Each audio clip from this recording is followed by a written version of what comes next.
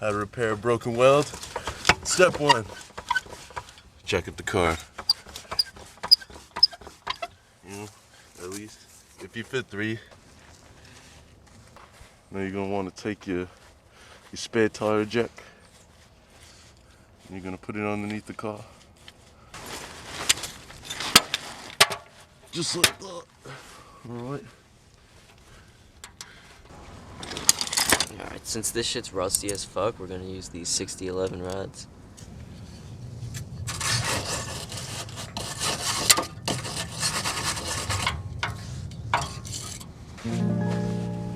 We're running on 110. Shout out Suffer.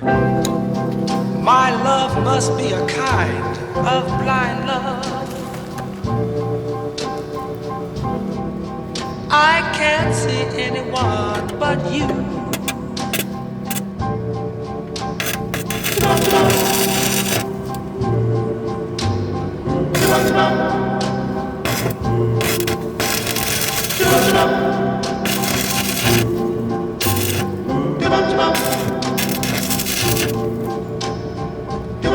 Are the stars